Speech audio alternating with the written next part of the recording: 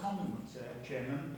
I mean, I don't understand why legal services could not have answered that question after the last meeting, because that's when it was deferred to the legal services to give me a result. It took a lot of chasing, one after the other, of emails, because it was being told it was going to go to their experts or to somebody who knew more about it. And the final answer I got, we have provided a response to your supplementary question, but are not in a position to comment further on this matter, not least because it is currently the subject of formal legal process. You may wish to make your own independent legal advice. Well, I don't understand why they couldn't have given me that comment, or at least the response that you've now got that's been put down. So I'd have a chance and an opportunity to get some advice, and check it myself on the Highways Act 1980, because I don't think it's right. And the problem is that because there's been this massive doubt about it all, that the current guard that they have is saying and telling people, forget the right of way, the High Court cancelled it at the last inquiry. It's that not only has cancelled the right of way, but it amended the lease there to say that the community now is only the sponsor, only the actual sports clubs, not the public. Yes, the High Court has not cancelled the public rights of way or the lease. Both of them stay in force. But thank you. Those are direct lies, and that's the thing that I find very upsetting. We will duly note those comments. Okay. So, I'm trying to use this machine. I'm trying to be green and not have printed paper, and it's causing me. Oh, wonderful. Helen, I think you're on next. Thank you. Yes. So I think you've all probably got in front of you the papers with the response to my first question, which was about the enforcement of alleged rights of way under Section 130. The case law that's being quoted there, I think, is not correct, as you can see from the cases that I've quoted in my public forum statement. But in any event, we know that the objection the school is that you can't possibly have a public right of way across school land. And since there are specific statutory provisions that recognise that you can have school land, that is not a serious objection. And then the thrust of this answer is that because the community cares and wants access, needs access for the next however many years to the public rights of way, that somehow makes their objection more important. I mean, that's just nonsense. That seems to me like a blatant attempt to misdirect this committee. So, I don't know how to make that a question, but I object to the answer. I do not think that is an appropriate answer. I'm sorry. We will, I think members are aware, we have been served with some statutory notices, actually, which we will take as urgent business, or maybe we'll consider taking as urgent business, which might actually answer some of the points. Great, thank you very much. Question number 3, Susan Mayer. Susan Mayer here. I haven't had a response to my question when I left the House earlier today, so I don't know what you said. Oh, right, okay. So I can read out the response. It says, progress regarding changing the status of the land on which the children's play area is located is being made. It is not possible at this stage to say when the process will be fully completed. Okay, well, can I add something? First of all, I'm sure the committee will join me with sending best wishes to the lodger who was injured by the beech tree recently, and a speedy recovery to him, yeah? But whilst the question was about the failure of Cotton's release of land covering the play area from the 2011 lease, this is more about why Bristol City Council have failed to enforce very clear instructions contained in a lawfully binding lease for more than 11 years. It is a requirement to surrender this land, not a request. All the correct procedures were followed and the school was involved from the very beginning. It should be noted that in 1998, that Stoke Lodge Parkland was earmarked for a play park for compensation for 2 green spaces that were lost in Stoke Bishop. This is long before Cotton signed their 2011 lease. They knew this money was set aside. Stoke Lodge was named. It wasn't a possibility, it was named. The school were well aware of this, and they seem to be cherry picking what parts of the lease they will adhere to and what they are not going to adhere to.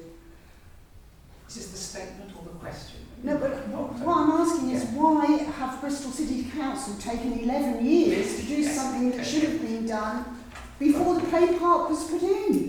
It took us 5 years to get it put in after I found that money. I think the gist of the answer, if I'm right, is that the lease, if I remember it correctly, said that once the play park was set up, the land relating to the play park would be surrendered. The play park's been there for quite a few years. 11 years, yeah. And I've taken my godchildren and nephews and nieces there. So we are slow, and I'm not sure why it's taken so long. The answer is very short, so I think we will go back to the office of Magdalena and try and get a fuller answer for you. And we'll ask the officer to perhaps come to the January meeting, and then we'll get a full answer. Okay, thank you very much. Yes, thank you, and I have seen the answer that was given. Okay. When I saw the name Gary Collins, I had a horrible feeling of déjà vu. I attended an online meeting of a development committee in October 2020 when the school was seeking to take a lot of branches off an ash tree on Ebenezer Lane, one of which was interfering with the pavilion and their construction works, but the others were added on because they were in the way of Cotton. When asked by Councillor Sultan Khan whether they could give permission just to take off the branch that everyone agreed needed to be lopped, Gary Collins replied, "Compromise is a legal impossibility. I don't trust him. I've begun to feel that the council is working with the school to thwart the community's rights and deceiving us into believing that we had any rights at all." Thank you. I'm sorry I've spoken instead of asking a question. No, that's all right. That's all right. Thank you. Now, there were other questions, but I'm not going to notice that anybody else wants to speak to the question. So we'll then go on to the public forum statements. And the first one is from Helen Powell. For those who said they want to speak, Helen Powell is the next speaker. Helen, the floor is yours. Sorry, back again. Yes, thank you. The courts are clear that it's the duty of the Highway Authority to act at all times to promote the interests of those who should be enjoying the right of way and against the interests of those who seek to interrupt such enjoyment. That's a quote. They've said that no reasonable local authority could do otherwise. Your Chief Executive doesn't want to do that at Stoke Lodge, but it's not his decision to make. The power and duty lie with you, and unless these rights of way are enforced, Cotton School may block access for years. We can't trust any promises of access or cooperation from the school. They've so often proved to be worth nothing. Cotton School could easily fence in an area for the year that doesn't obstruct any crown lines. Instead, it's chosen to try to privatise the whole of a 23-acre field. It has willfully obstructed public rights of way with fencing, gates and padlocks. And we ask that you order these to be removed immediately and to make clear that any future obstructions will also be dealt with swiftly and decisively. Thank you. Thanks very much. On my list of people who want to speak, the next name is Ewan McLeod. Mr Chairman, if you're agreeable, I would actually prefer to defer so that in absentia statement can be read out on behalf of Emma Burgess, who is actually attending a funeral at the same moment. Okay. So, did you want to read that out? Yes. If you'd like to read that out, then, yes. This is Emma's words. Okay, thank you. Chair, members of this committee, sadly Emma is at a funeral, so I'm speaking for her. This committee and the inspector you appointed confirmed significant and strong evidence of long-term public use of 4 rights of way at Stoke Lodge. Section 130 of the Highways Act is very clear on the statutory duty to assert these rights and prevent obstruction of paths, even if they're not on the definitive map. The idea that legal officers see any risk of Cotton School suing the council for enforcing its duties under the Highways Act on its own land is as ridiculous as it is absurd. There's no breach, no financial loss, and no legal basis for damages. There isn't a single precedent for such a spurious claim. However, we do urge the Council to take heed of the multiple legal and ombudsman precedents if the Council fails to act and uphold its statutory duties. Delay or refusal isn't just weak, it risks maladministration. Legal officers cannot hide behind idle threats, perceived, invented or otherwise. The community has had enough and will pursue every legal and democratic route to ensure the Council fulfils its obligations under the Highways Act and as landowner. Please, councillors, ensure officers uphold the Council's statutory duties so that the community is not forced to take legal routes and can simply walk the paths that you, this committee, has already granted us rights to. Thank you on behalf of Emma and the many lawful users who've been blocked, harassed and frightened when trying to walk the public rights of way at Stoke Lodge over the last 11 days. Thank you. Thanks very much, Shirley. We asked within time for public forum. Does anybody else want to say anything? We submitted a statement. Not on notice. Okay, thanks very much. That will conclude public forum, and thank you very much for coming in and presenting to us. That's much appreciated. Now, members of the committee will be aware that we have been served with notices regarding obstruction of the public rights of way at Stoke Lodge.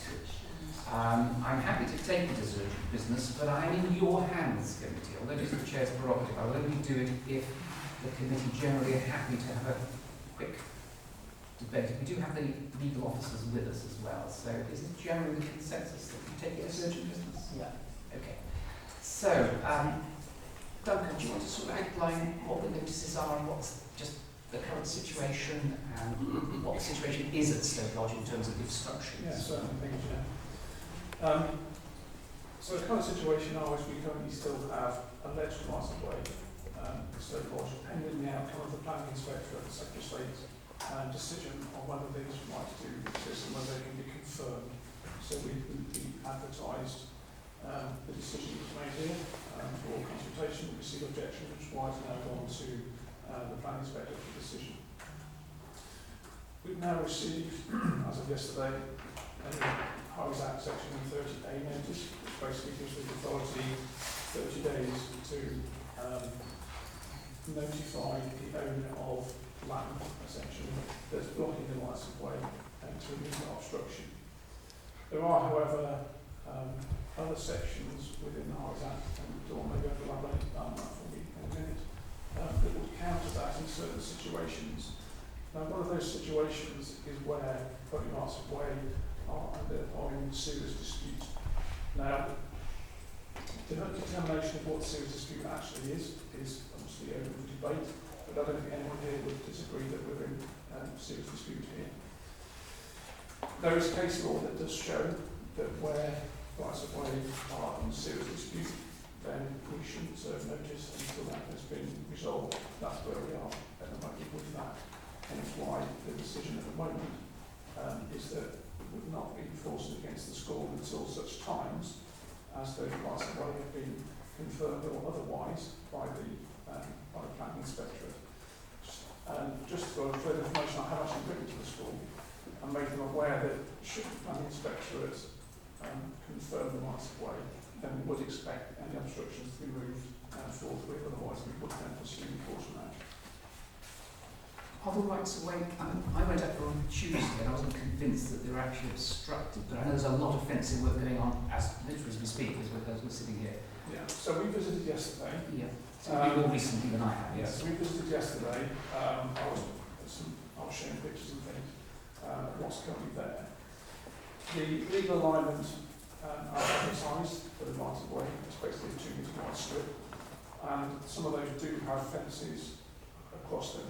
So in many situations, the legal alignment that was advertised is obstructed. However, there are fence panels missing to the side. So at the moment, you could actually access them. At the moment, I don't know what the school's intention is for these. It's something which I'll follow with the school, because it may be that they are unsure of the exact advertised legal alignment and they plan to leave a gap or not. But it may be that they're just following on with the fence going around. I need to confirm that with the school. Okay, thank you for doing that. Dawn, do you want to give us some legal input onto this? Yes, I just carry on back on what Duncan was saying about if there's a serious dispute. So the Section 130 duty definitely applies for highways. So that's, there's no contentious view about that. The issue is if there is a serious dispute. So there's a case that's provided determination that the Section 130 duty only applies if the council is satisfied that it's beyond serious dispute that the road or path is a highway within the meaning of the Act. If there is a serious dispute, then that duty doesn't apply. And this is also backed up under Section 130B of the Highways Act. So Section 130B is the follow-on section to Section 138, of course, which is the notices that have been served under Section 138. And Section 130B allows for the person who served the notice to apply to the magistrate's court if the council don't carry out any action under the Section 138 notice. They can apply to the magistrates, and there's a defence for the council if they're able to satisfy to the court that the highway that's being referred to is seriously disputed. So again, the same point again, if there's a serious dispute about whether it is an actual highway, then the Section 130 duty doesn't apply, and Section 130A shouldn't apply either. So if there isn't a duty, then there aren't the powers for the council to carry out that duty. And if we did carry out a duty, there's a risk that the school could apply for judicial review on that decision. The immediate implication of that is costs. If we lost that judicial review case, we've not had a chance to consider what other implications there could be, so we need to consider, but that's the immediate concern, is that there'd be the risk of costs. So members, I think I've got Kaz wants to speak first. Chair, I have two things I want to discuss. One is, can't hear. Public. Oh my goodness, I'm sorry.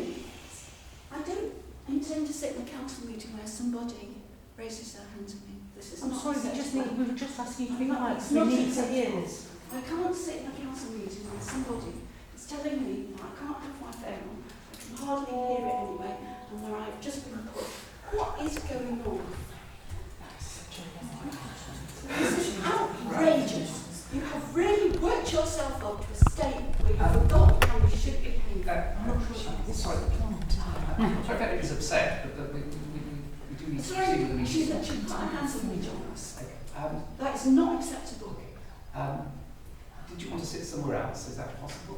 It is not acceptable that somebody in a council meeting should be subject to that. Perhaps if you sit It's somewhere not else. I should sit somewhere else, is it?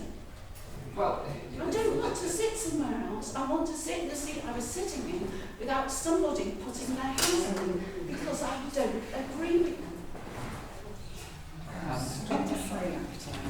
right, Kaz, the floor is yours.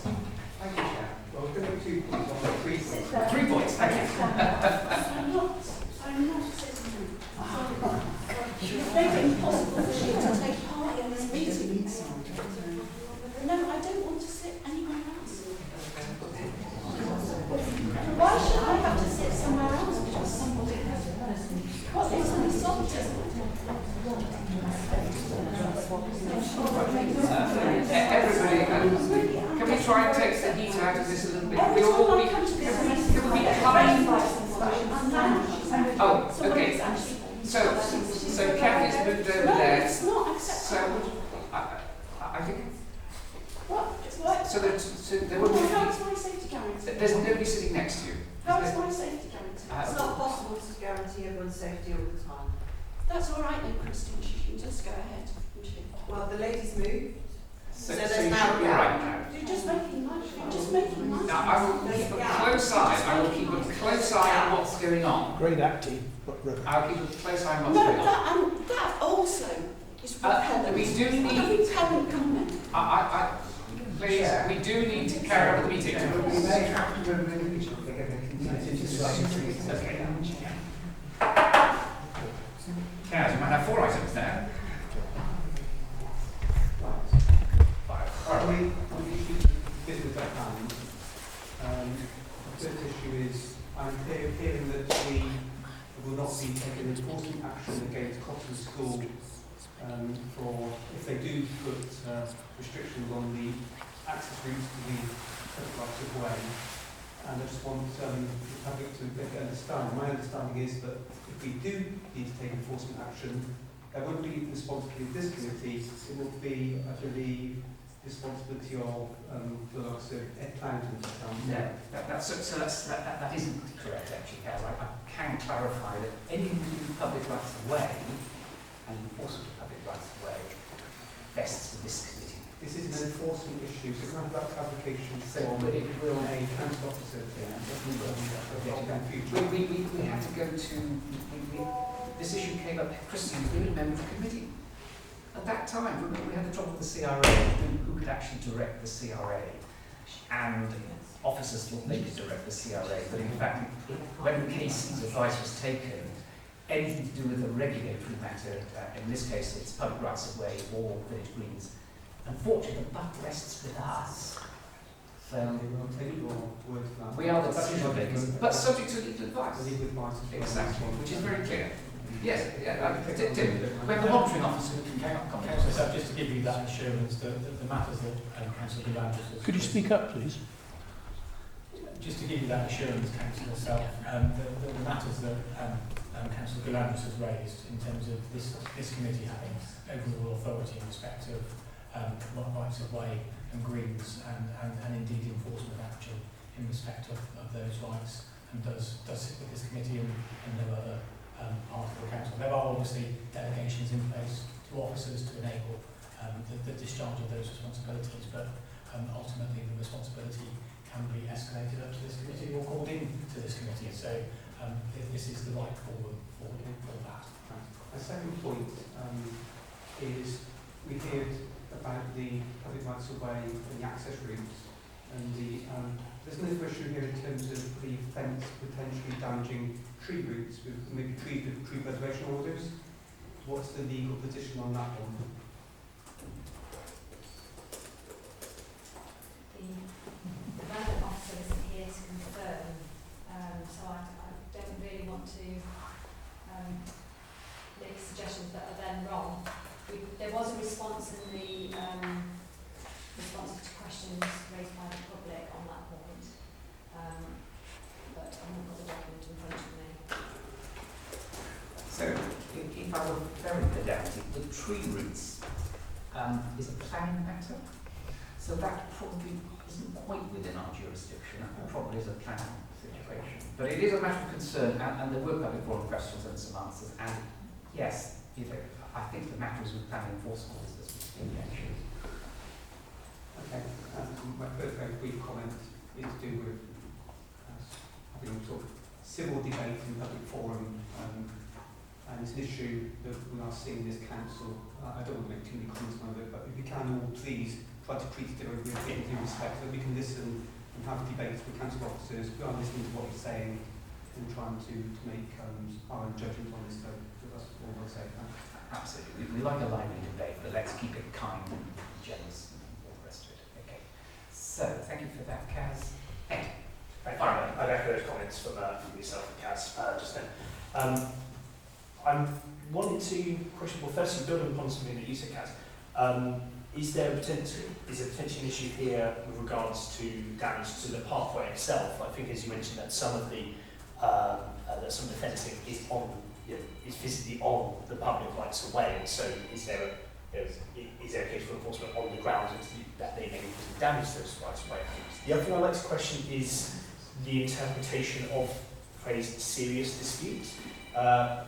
Because I'd argue that this committee is in no serious dispute that there are public rights of way there, and we unanimously agreed that in our meeting in January. And so, as democratically agreed by the appropriate committee on this council, the council is in agreement that there are rights of way. That would be a point of view I would advocate for. So I wanted to question whether I wanted to question this interpretation of serious dispute actually mixed up with the serious dispute between bodies within the public. that's a good point, actually. There is an objection, acknowledged, but whether that's a serious dispute is a good point. And I think Dawn did actually say the definition of serious dispute is difficult. It's open to interpretation, absolutely. So, who would like to speak next? Kaz? I've been following this for many years.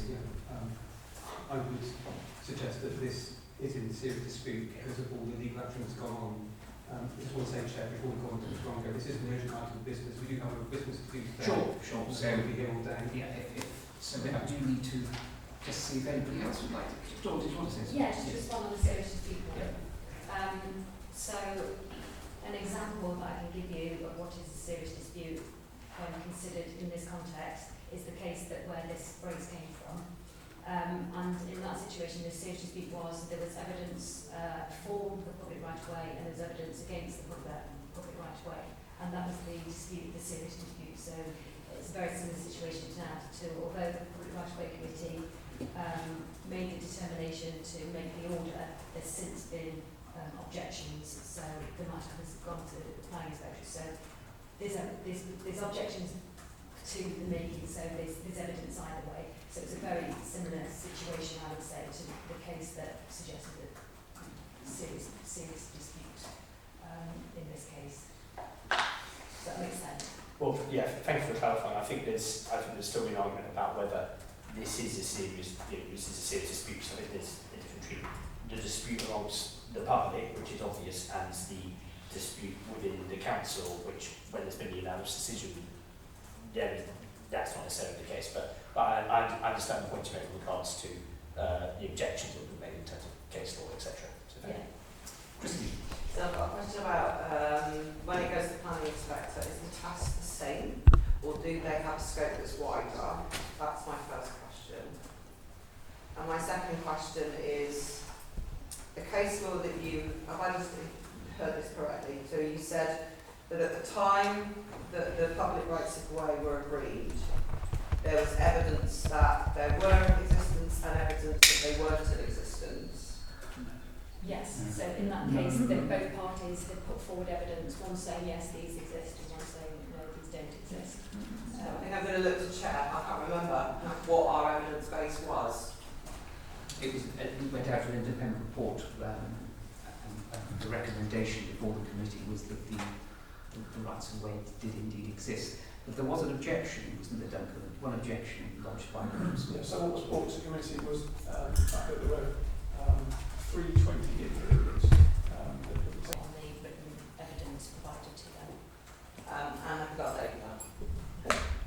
No, we're not getting any response from the planning inspector. we did chase them up. Was it earlier this week? Yeah. Just to see if we can get any indication as to when they might look at the case. And we've had no response yet. Okay. Any other questions? So we're going to have to, committee, we're going to have to take a view as to what we want to do now in terms of we've been concerned with notices. Are we going to seek to enforce, or are we going to defer any action for the time being? Chair, What do we want to do? you're doing it again.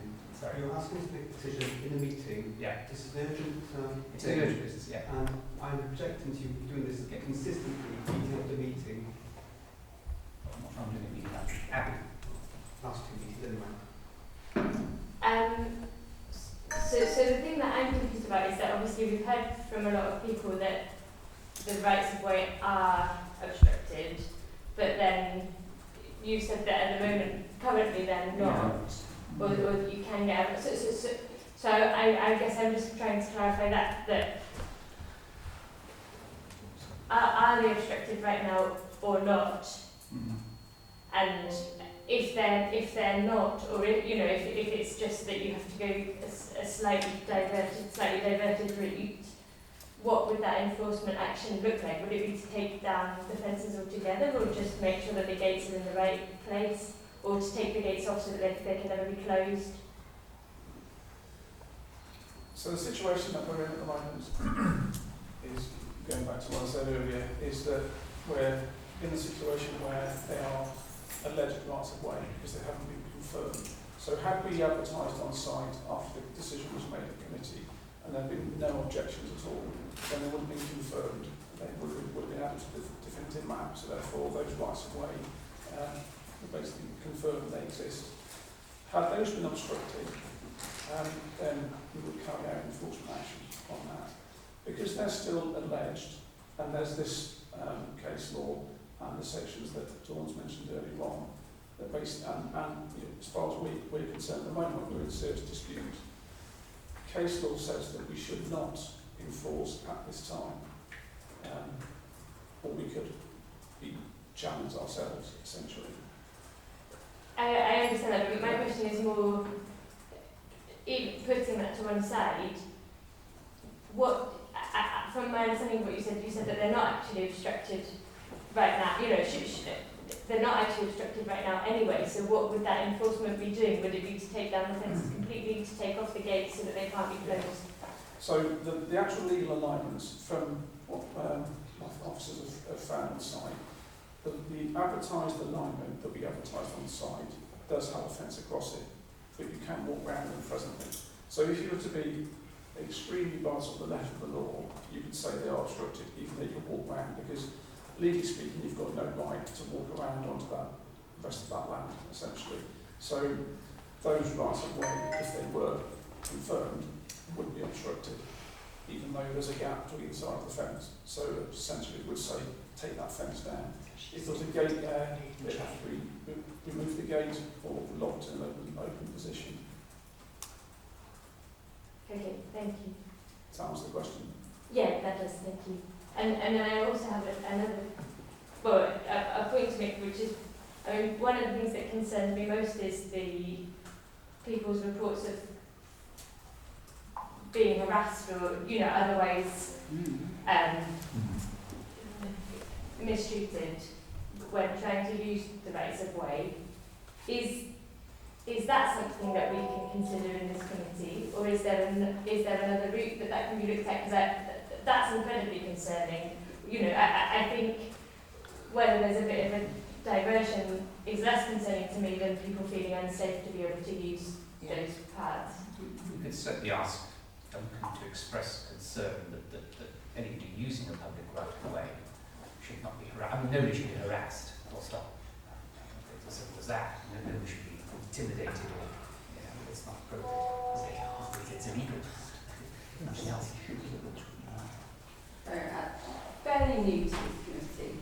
Is it typical for enforcement decisions of this type to be taken by councillors, or is this usually a delegated decision to officers? A lot of this is delegated, but we've been served with legal notices.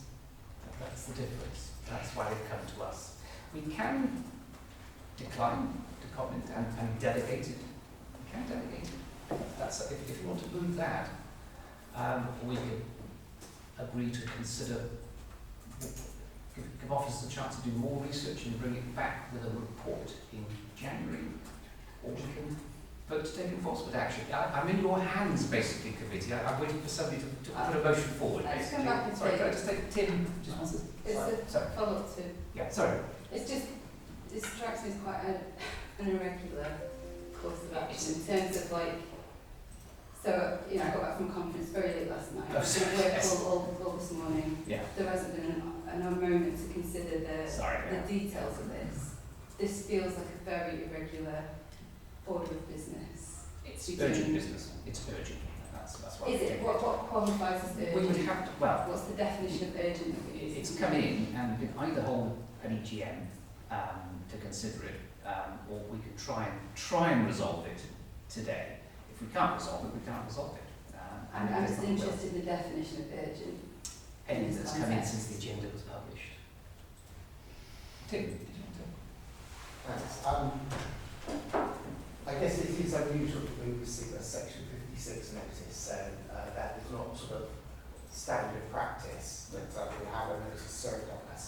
I just wanted to ask the case law. Could you tell us what case law this actually is? It's useful as committee members to sort of understand that. Yes, this case is called Re-Guyer's Application. It's from 1980.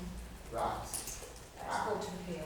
So that is, That's also 1 year after the Surrey case in 1979. So I understand that case basically said councils do not have a great deal of discretion on whether to enforce, but this case then is bringing in this additional clarification of that then. Yes. And that is later than the Surrey case, so in one sense, in weighing these up, we have to weigh up the fact that that one has come in after the Surrey case. Yeah, and the specific point that was being considered was, is there a duty there? Is there an enforceable duty? Yeah. And in this case, because there was the serious dispute, there wasn't an enforceable duty. Okay, and then in responding to the notice, is our only response to write to them and then begin the magistrate's process, or could we write to them in a sense giving them a written warning and putting on notice that once this is resolved, we will immediately seek the magistrate's case? In one sense, it's pretty much following up what Duncan's already verbally done, but doing that in writing. Would that in itself be at least that we have responded, or is the only legal response that we write and immediately apply to the magistrate's court? I think it's worth just reminding that the notice has been given within 30 days, so we couldn't wait until the January committee to deal with that one. I don't know what the current scheme of delegations says, but just to confirm, Section 138 notices have been dealt before Officer Level. We get very few. I think the last one, in fact, we did have one very recently, but because it didn't relate to a footpath, it was basically rejected straight away. Before that, I think it was back to when Ashley Gates came to the village green, so it took a long time ago. In terms of, sorry, I've lost my track. I think what I was asking is there only one response? If we were to do an enforcement, as we're going to reply within 30 days, and that's sort of when we're supposed to do an enforcement, but does that reply have to be a straight, we're taking to the magistrate's court, or can we set out a timetable? As in, we're putting you on notice that we believe that you've got a footpath. We're recognising that this is currently with the planning inspector, but once that is resolved, it is our intention to immediately enforce. Would that be an acceptable response, or in one sense, is the only acceptable response that you've broken, you basically have obstructed the footpath and we're taking it to the magistrate's court? It's a long time since I've dealt with Section 138, and the last one that came in, it was a case of, because it was a confirmed right of way and definitive plan, we did serve notice on the landowner and we did manage to get it opened up. This is quite a different case because we've got this case law because of that. So it only came in yesterday. We're still exploring what the possible options are, but in any event, we need to go back to the person who served the 138 within 30 days. They could then challenge that if they don't think we've acted appropriately, which is why I think we need to look at this case in a little bit more detail to consider our response and how we could do it. That may be an option, but of course it then may be challenged, and we'd have to appeal to magistrate for that challenge. And I guess my final question is, if we are uncertain, would one move that we bring enforcement and we let the magistrate's court decide whether we have the right to enforce or not?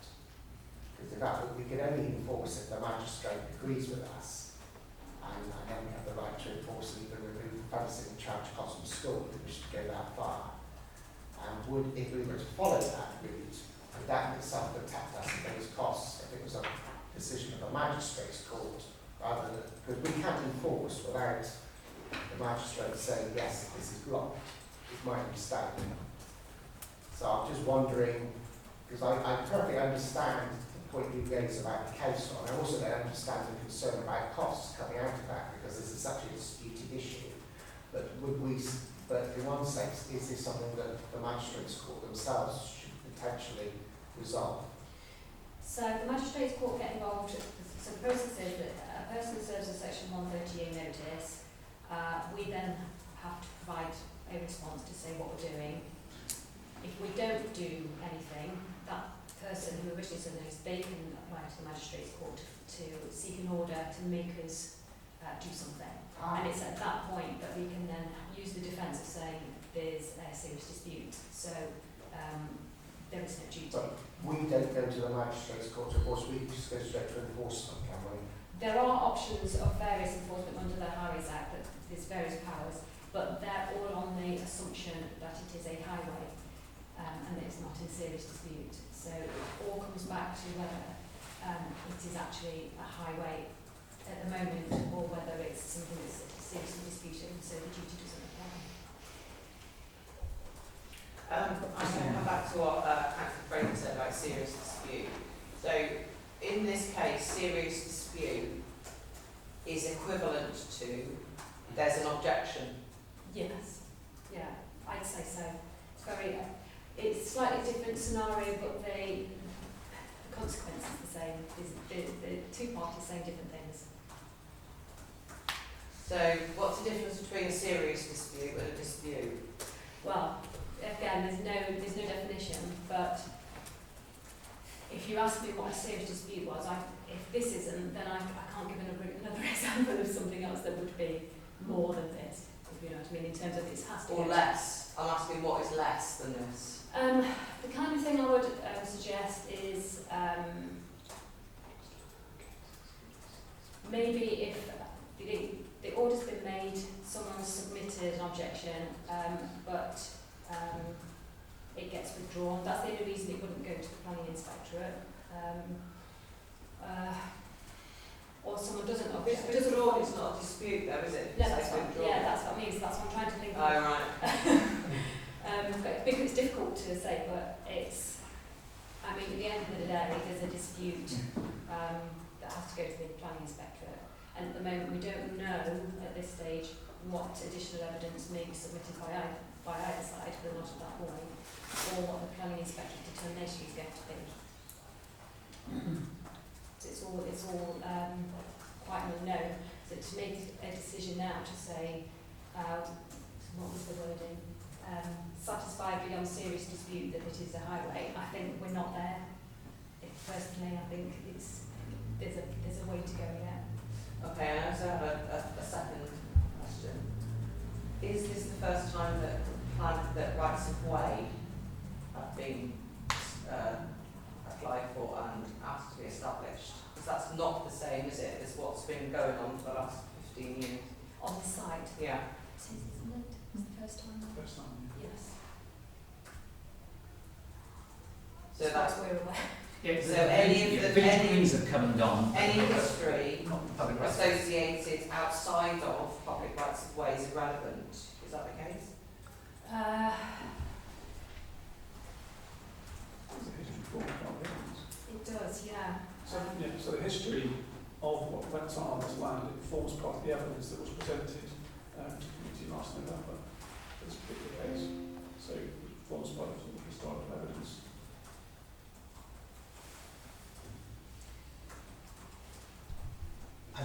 So what you're saying is that it is relevant then? It's relevant for the case that we put together where we present evidence. So that evidence could be witness statements, of which there were lots. But they were in relation to walking across it, weren't they? Because that's what a public right of way is, isn't it? Is that you're allowed to go onto the land and come out from the other end. But I'm talking about the dispute in totality, which is in relation not to public rights of way, it's in relation to another piece of legislation. So the question I'm asking is, what is the relevance of the other dispute in relation to this one? Okay, so that you're asking basically, does the TVG dispute have any relevance to this case? Yeah. I'm saying no. No. The dispute is, in this case, the dispute is the school's submission and dispute that the rights of way exist. That's the dispute in this case. And in your legal opinion, the objection therefore so there could be another public right of way, an objection in your legal view is a serious, what was it? Dispute. A serious dispute, which therefore follows that any public right of way where that is objected to, by definition is a serious dispute.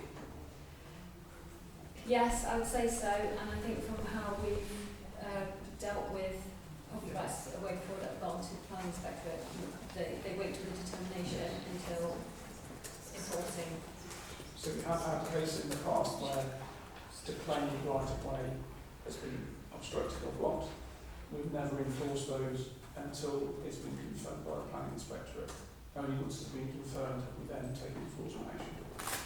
So we wait for the conclusion of. Now we're about a situation where the case has been blocked between it being granted by the committee and the decision coming back from the public, from the PI. Because when we sat here and made that decision, there were no obstructions, and now we're in a situation where there are obstructions. Most of them referred to on the site are still there. Obviously, they're putting fence up as we speak. But the existing gates were there when we made the decision, the ones that are unlocked, and the gap around one section was there when we made the decision. So there were remnants of the original fence that was put up on site, but they were easily walked around. All the gates were indeed open. But it's obviously, they're putting fence up all the time, so it might change by the time they get back there. But to answer your question, we can't think of any other case where they've been obstructed in the interim between the decision being made and going to planning inspection. I've got Abby, Don and Ed. I'm conscious that time is marching on. Kat is right. I thought this would be a problem, so I do apologise, Kat. I thought it would be Abby. I'm happy to come back. I'm happy to. Yes, I'll wait. I might go ahead. Don. Yeah. Should we find ourselves in difficulty legally with this, and there's a cost to the council, who would pay that? Would it be highways or would it be legal? I'm going to defer now to Tim. I suppose it's a litigation issue or judicial review. We have a legal reserve that will probably cover this particular scenario. Okay, thank you. Ed. So it feels clear to me that the obstruction of the right of way appears to be an opportunistic effort made because the definitive map modification hasn't come in yet. So it actually feels like a bit of a loophole in the rules, essentially. I haven't removed that this qualifies as a serious dispute, as Councillor Tamlin highlights. There appears to be no legal difference in a dispute and a serious dispute, and there is no objection. So I'm minded to ask that we move to enforce the order. Okay, we're happy to remove that. I'm happy to move it. Do we have a seconder for enforcement? Can we maybe have a brief adjournment? Yes, of course, yes. By Wednesday, but adjournment. Yes, we'll take it. How do you want? 3 minutes. 5 minutes adjournment. Anyone else for adjournment, please? Sorry, thank you so much.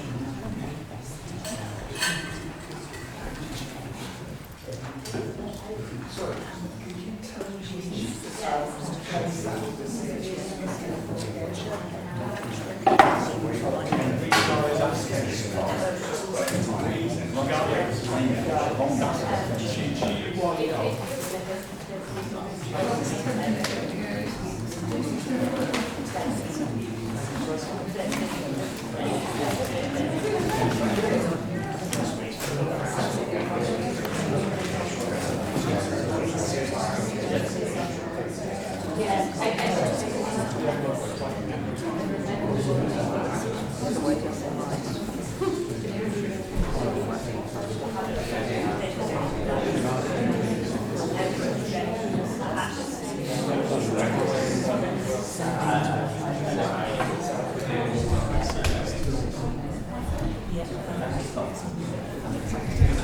Hello, how are you doing? Not too bad. Do me a favour, just grab that. Just hold it at the moment. Yeah.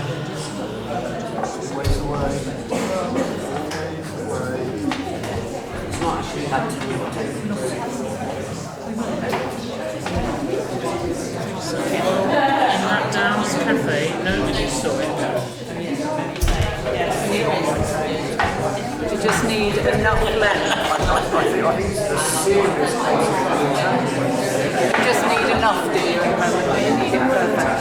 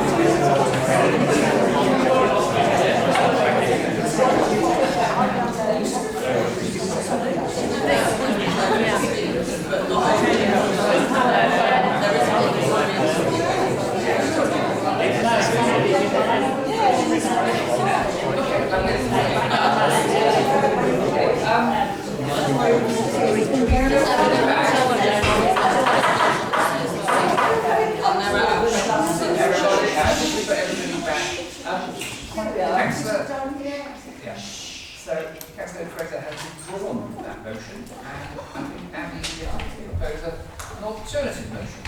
Yeah, but so this is what I was going to say earlier, was that I hadn't realised that the legal team wouldn't have had a chance to sort of look at it in enough detail to come to us with like a full proposal. Also, I'm aware that we only got the public forum statements an hour and 20 minutes before the meeting started, and you know, overwhelmingly they concern this matter.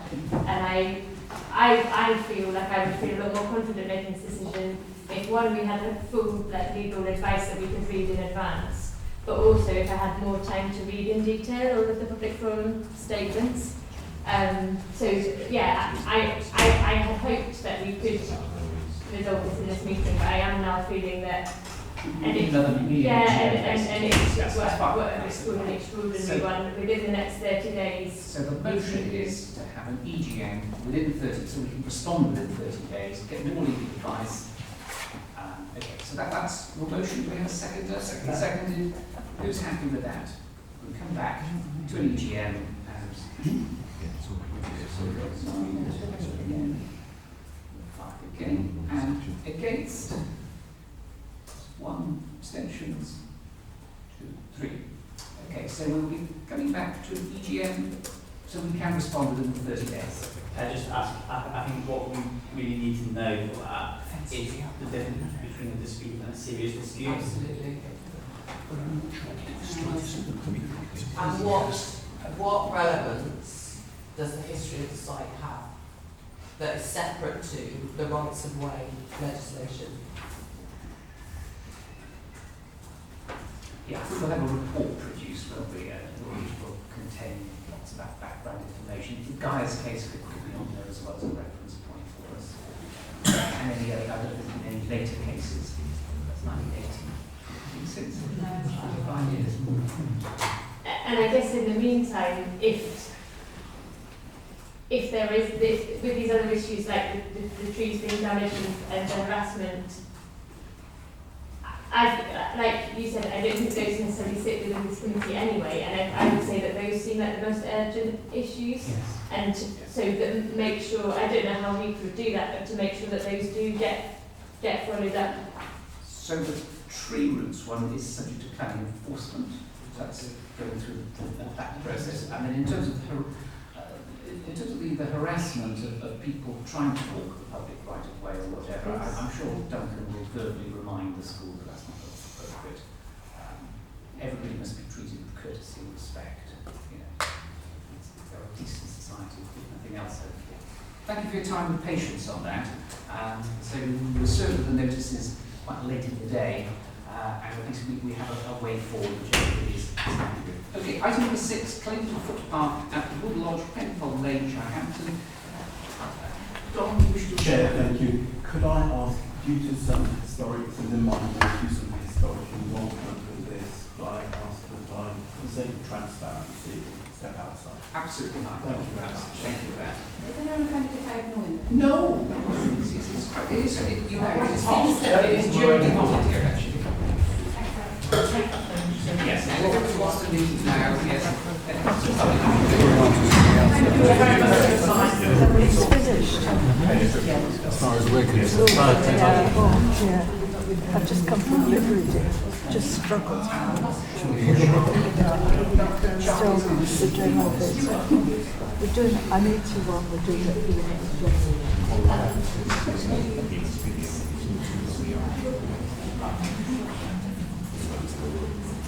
Someone who got my point.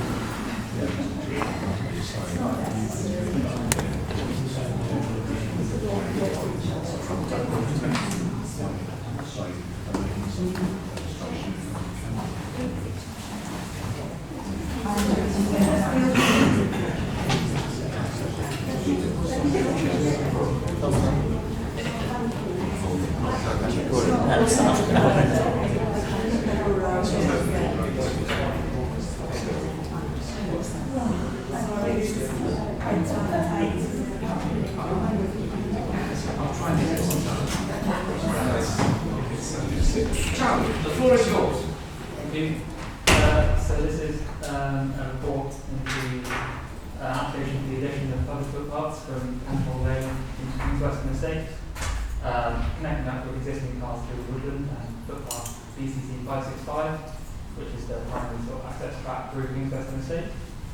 This is a DMO application made and submitted in January 2019, and we asked this to our external consultant to investigate this year.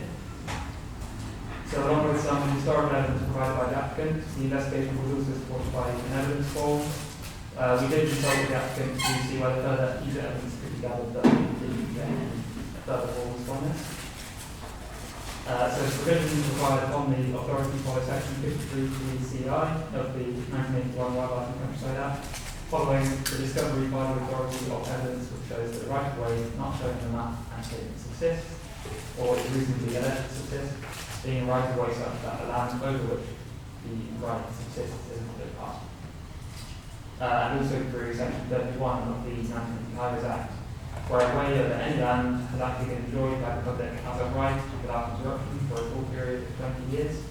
That way is to be deemed to have been dedicated a highway unless there is sufficient evidence that there was no intention during that period to dedicate it. That 20-year period, as we know, is calculated retrospectively to the date when the right was used by the public was called into question. In this case, there were two potential acts, so we have two time periods. In 2019, the adjoining property owners of Wood Lodge from Penhall Lane extended their property boundary onto the land owned by Bristol City Council. That would make the requisite 20-year period 1999 to 2019, which is when the application was submitted. However, there was also the consideration that the rights of in question when gates were erected on the land sometime between 2008 and 2012, also by the neighbour of Wood Lodge property. So a further 20-year period to consider would be sometime between 1988 to 92 to 2008 to 2012. In terms of other details, we conducted, as we normally do, some additional historical investigation, consultant details in the report, and a standard practice for the crowd team. We found some good evidence in Ordnance survey maps, which shows the area spanning a wide time period. However, these were not indicative of public rights, as whilst they did show a track on the base maps, no status was shown on these maps, so we can determine what that track might be. The singular user evidence form shows evidence of use over the initial 1999 to 2019 requisite period, although this was deemed insubstantial to support the claim for the right of way in the view of the consultant. And typically applications are supported by 10 to 12 or more evidence forms.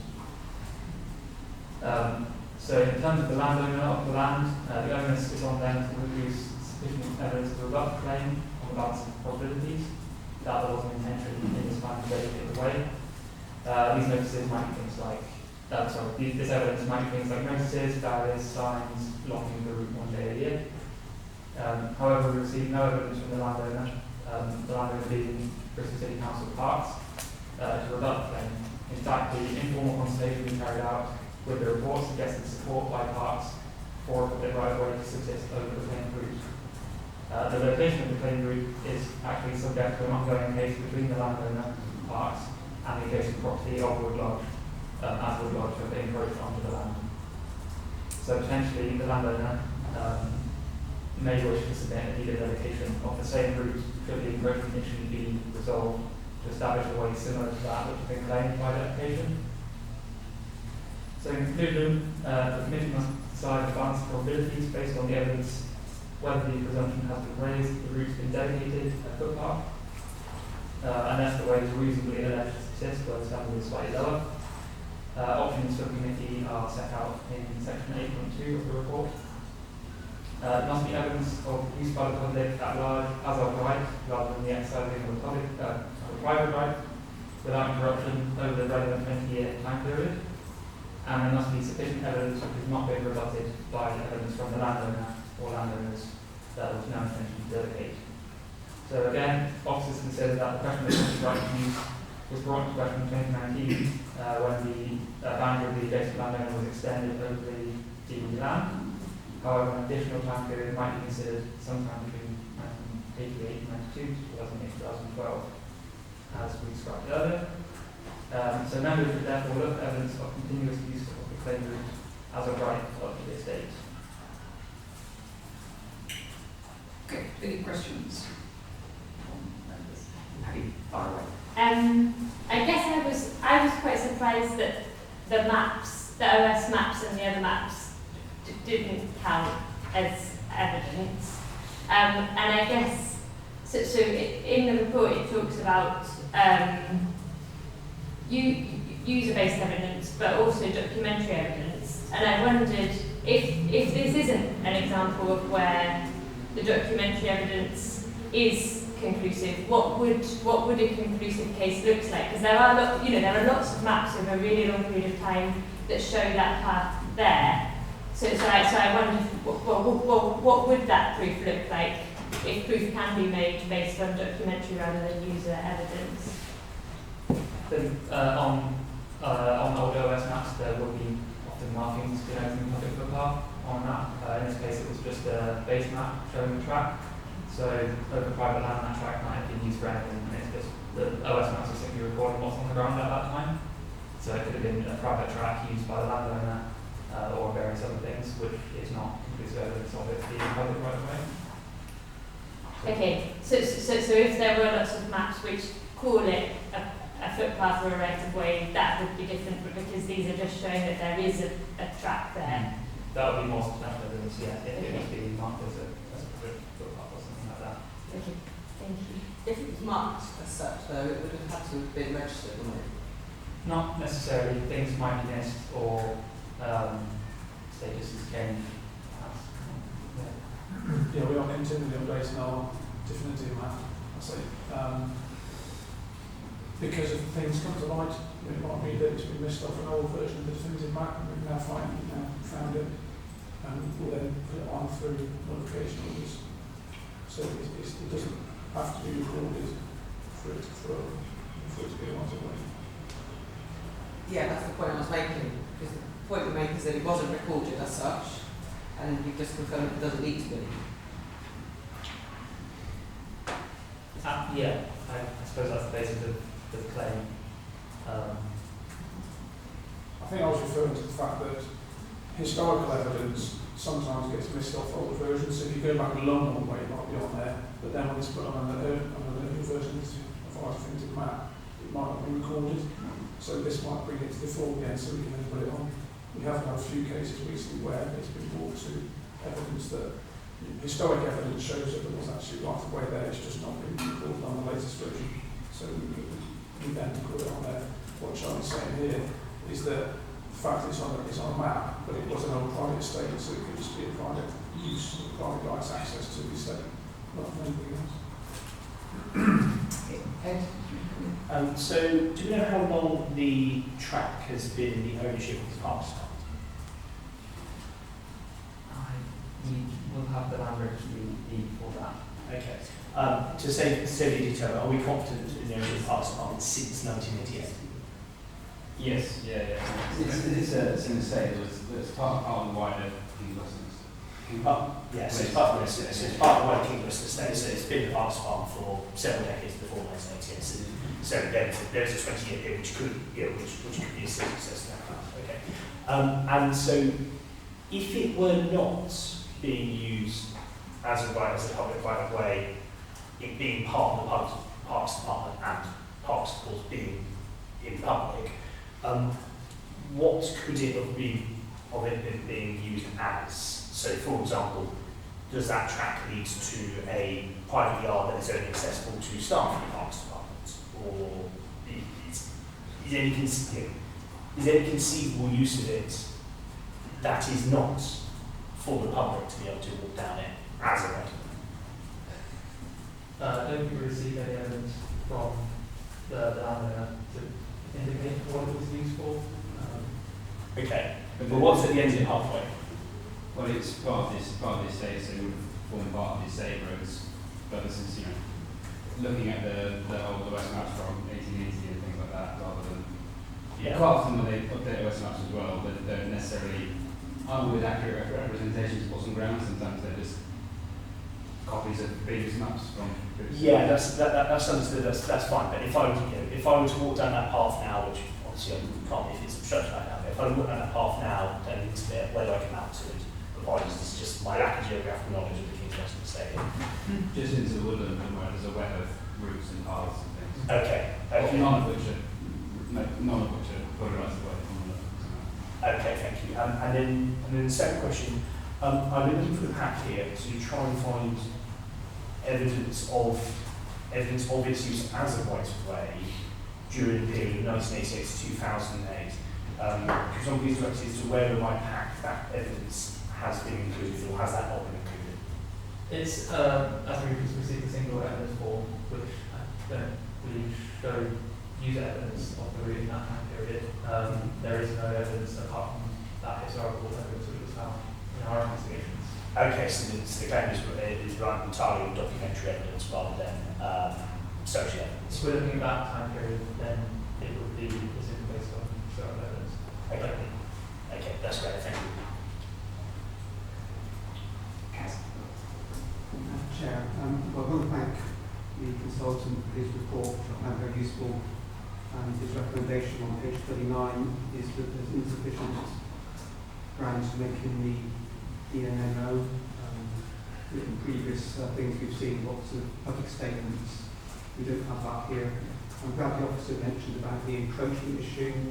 I have talked to Councillor Alexander about this beforehand.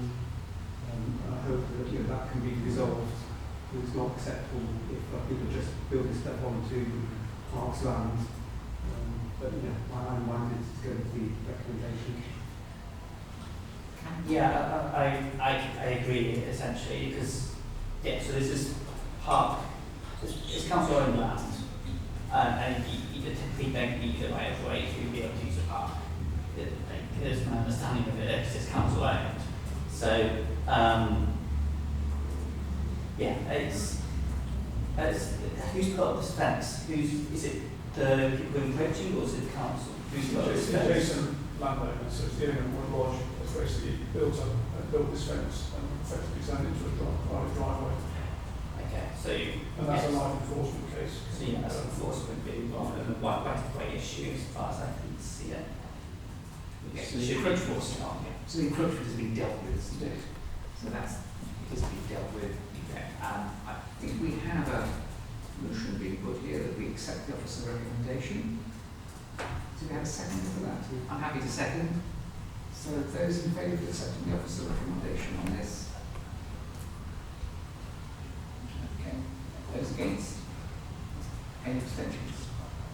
No abstentions. Okay, lovely. Thank you very much. Item number 7. Oh yes, already, sorry, yes, sorry. Well remembered, Magdalena, thank you.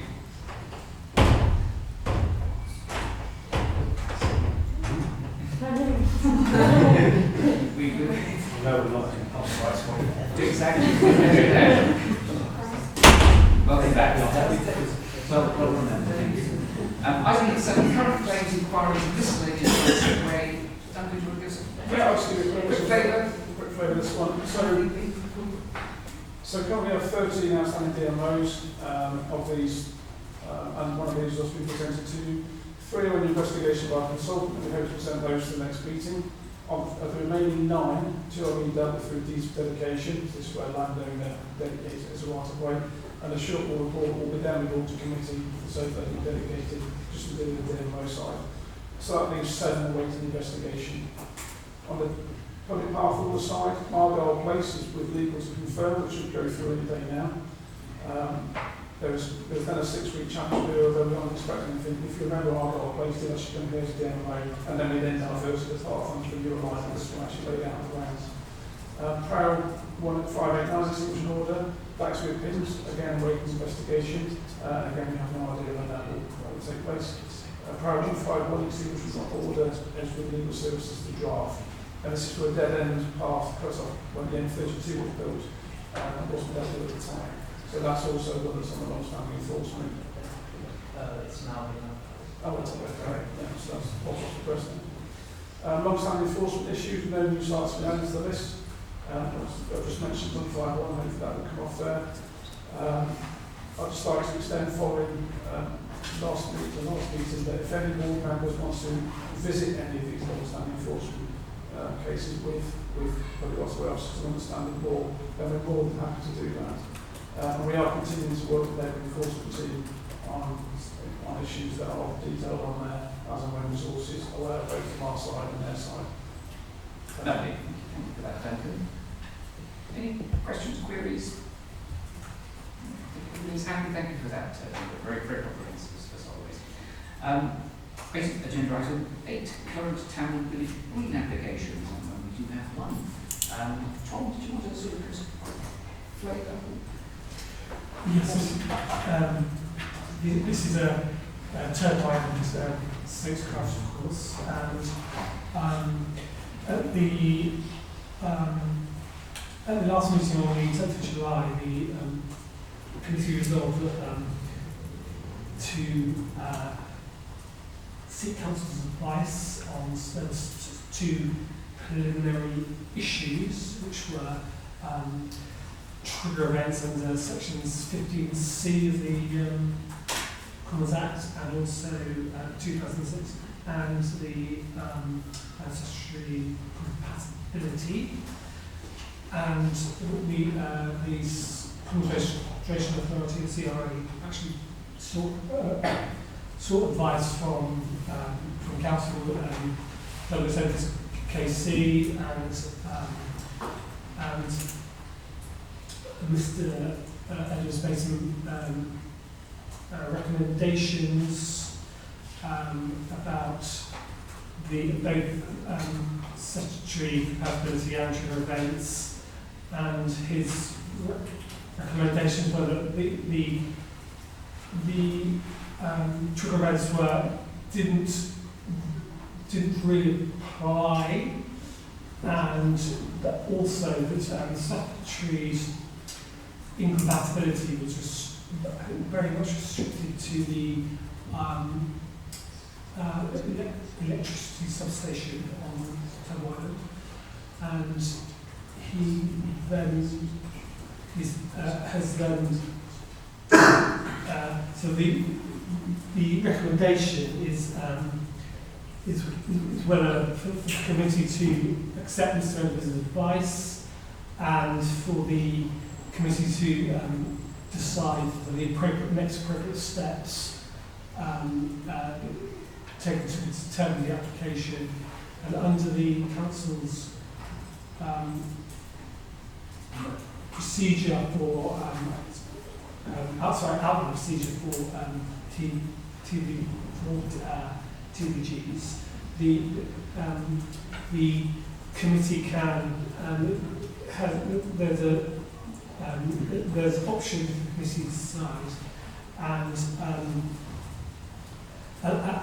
the option is for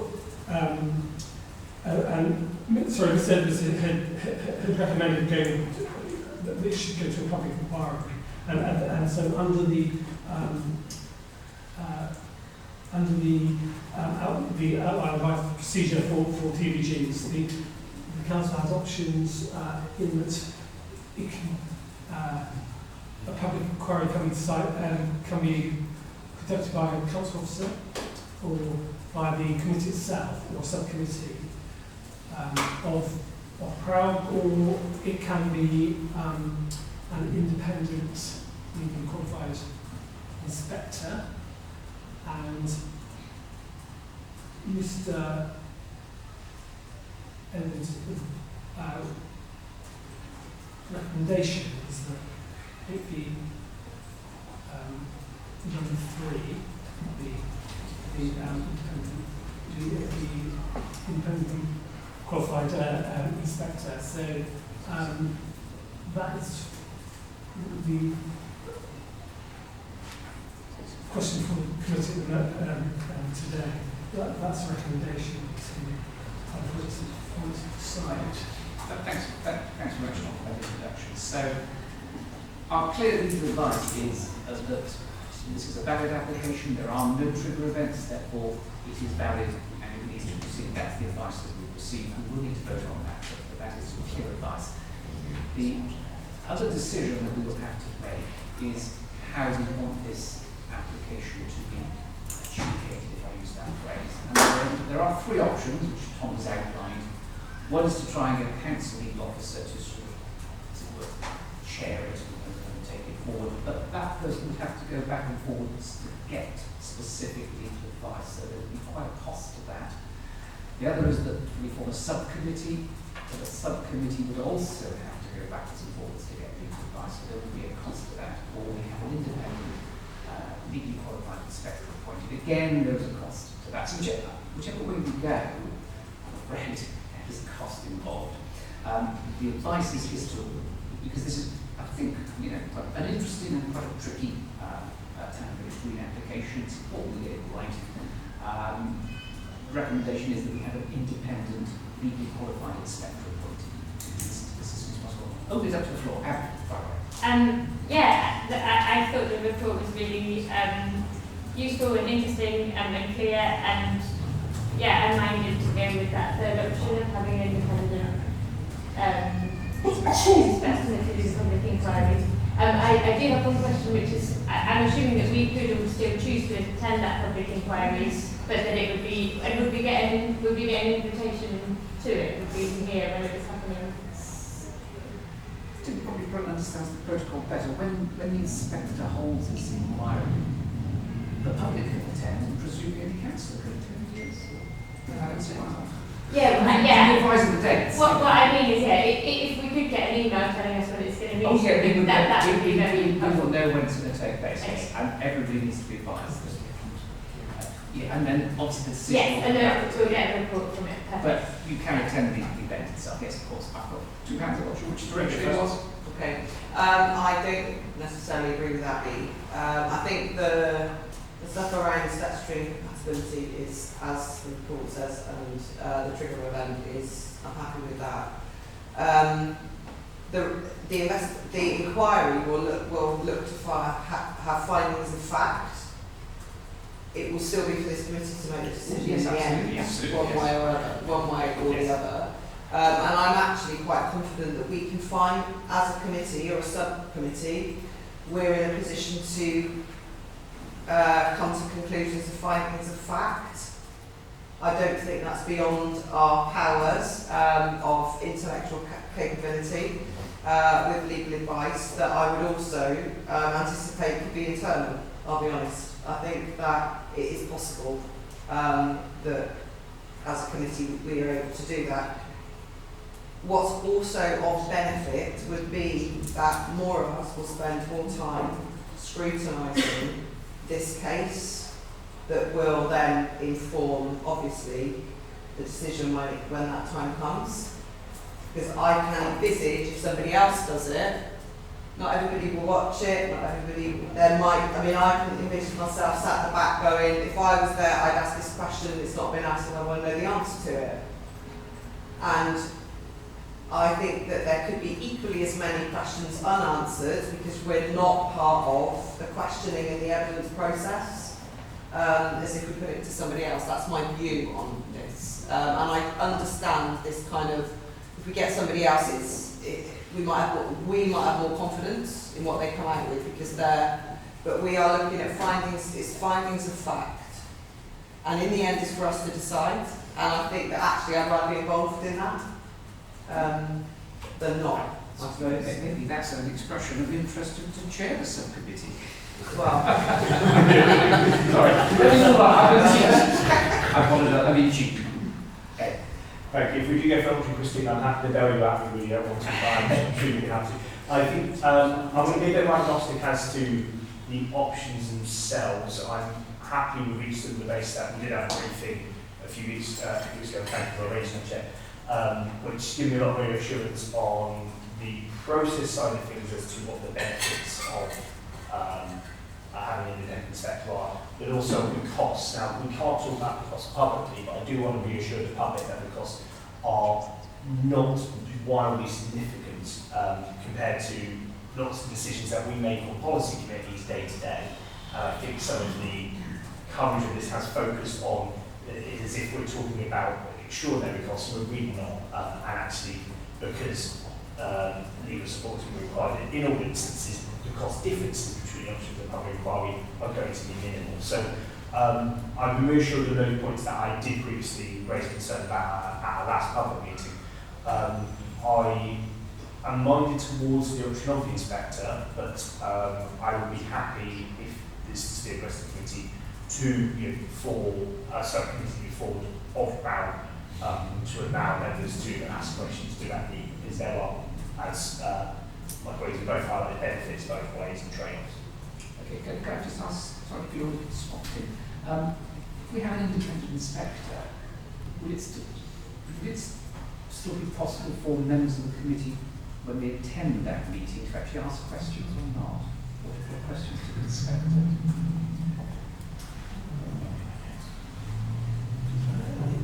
Probably not. I think that's to erring on the side of caution, because you're ultimately fine. I was wondering whether we're putting in conflict of interest. You by all means you could attend, but not as observers. Don, Abby.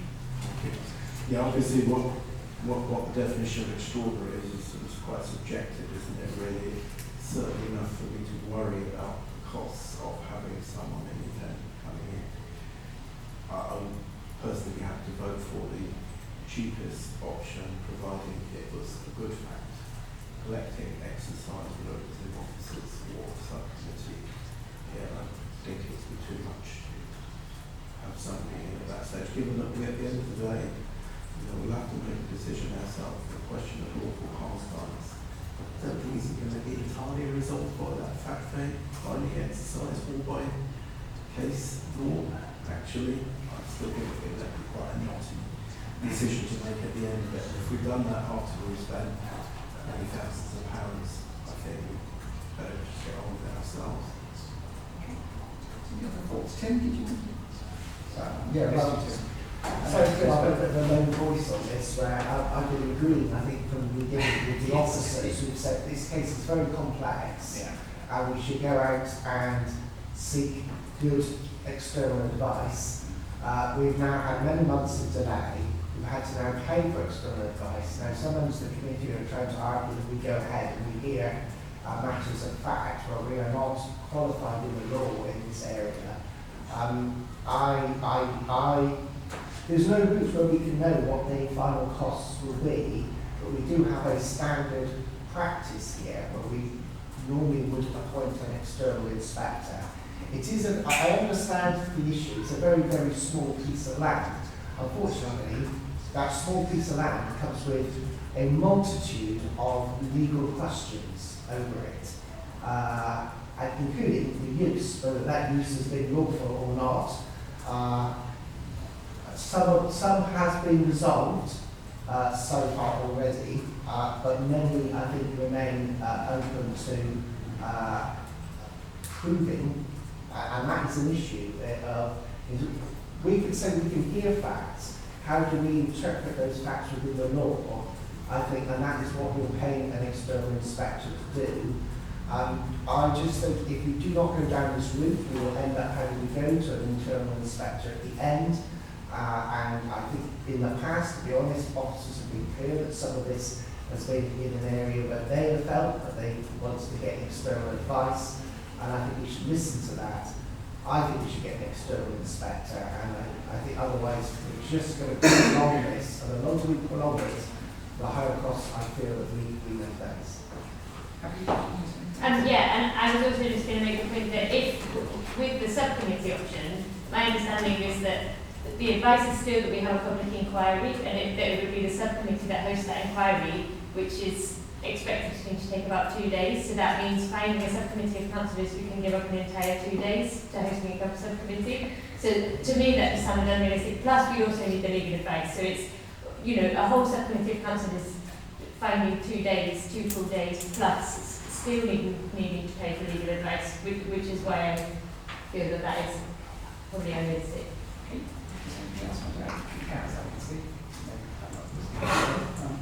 Thank you to the KC for the trigger event and the statutory and the National Grid.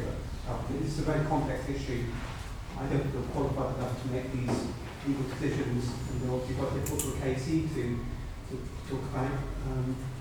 In terms of the three options, then I think what happens, you know, we're going to need some kind of legal guidance.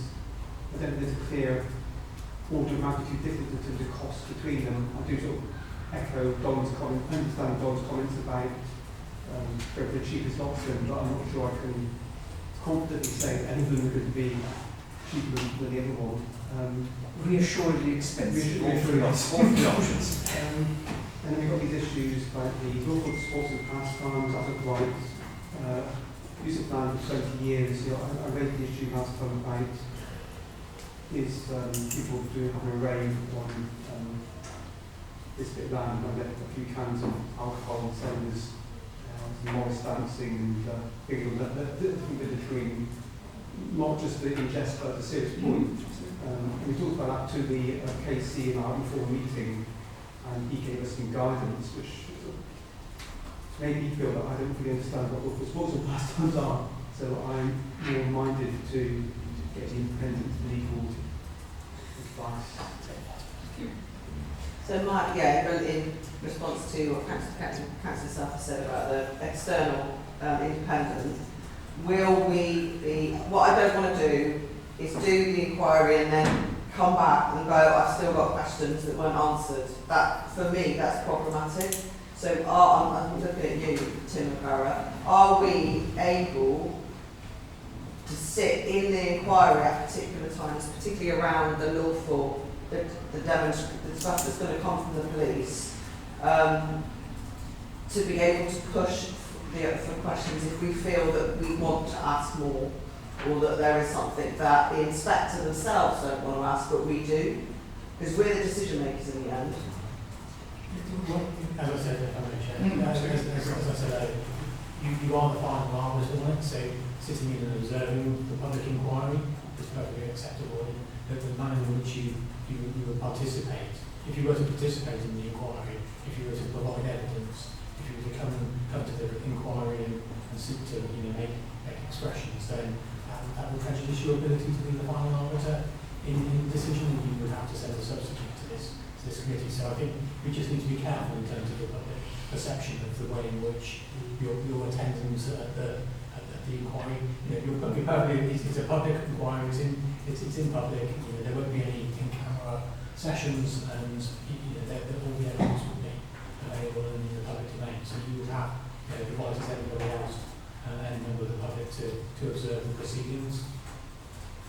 Yeah, that's not right. So there will be questions of whoever's given the evidence. There'll be evidence in front of the inspector. There'll be questions and answers, okay?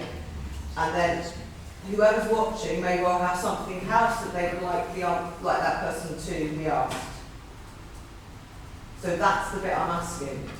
Otherwise, we get here at the end, and there could well still be unanswered questions. It might be we never get to the answer and there isn't an answer. But if they're not posed, and I say this because I sat in there watching a public inquiry where questions that I felt should have been posed were not. Like I say, if you've got questions that you want to pose that you feel are not being asked, then you would need to pose them in the inquiry. That would impinge on your ability to be part of the final decision-making committee when it came here. You can't do both. No, so a subcommittee also would be out of the decision-making in the final stage. Okay. Right, I've got so many hands on the short. Tim, I think.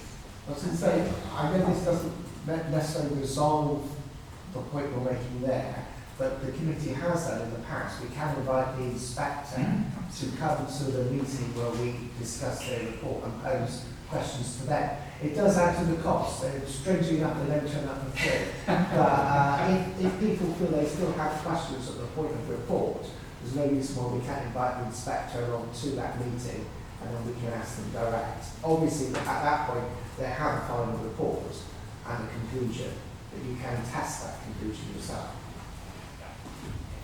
Okay, so I think part of what Councillor Sands was trying to get were the questions more to people that are being put by the inspector rather than questions to the inspector. So I want to ask 3 clarification questions to that effect. So the first clarification question is, are members of this committee or members outside of this committee permitted to recommend questions to the inspector in advance of the inquiry?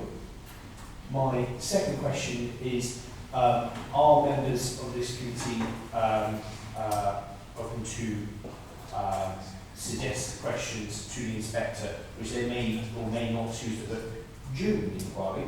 And the third question is, provided the way they contact them is lawful, i.e. not through obtaining contact information lawfully, are members of this committee able to contact people who make representations to the inspector at the inquiry outside of the inquiry to ask them additional questions privately? I'm going to have to defer here to legal advice. I think the first point I would say, Chair, is that we would be appointing an independent legal advisor, an independent inspector, and the clues in the name, they need to be independent. They have responsibility for the conduct of the inquiry. We will appoint someone who is experienced in town and village greens law and will have done this many times over. So they will know the parameters within which they will need to conduct the inquiry. I think that's the first point to make. And I think us appointing someone who's experienced in town and village greens law is the recommended course of action here, and is how we've dealt with other difficult and challenging applications previously. So my strong recommendation for the committee is that is how we proceed. In terms of the wider conduct of members and who can ask questions or what, I think I don't want to commit to something in this meeting about what's and whereabouts. That would take place in practice, because I think as the final armist on this committee, you need to ensure that there's no question about your bias or predetermination of any application, that there's been questions or attempts to ask questions outside of the normal course of that inquiry and the way that it is conducted. I hope that just gives a sense of how we need to distinguish those roles. Thank you, Tim. Anybody else have a question? If not, I will move the motion that we accept the advice of Douglas Edwards KC and accept this as a valid application. And I'm also going to move that we opt for an independent legally qualified inspector. Do I have a seconder for that? Thanks, Cam. Who's in favour? Okay, any against? Any abstentions? One abstention. So that's how we will proceed. Thank you very much indeed. Any other business? No other business. Date of the next formal meeting, published meeting, is the 22nd of January 2026. But we will probably be meeting before that each year. Okay, thanks very much for your time. We're a little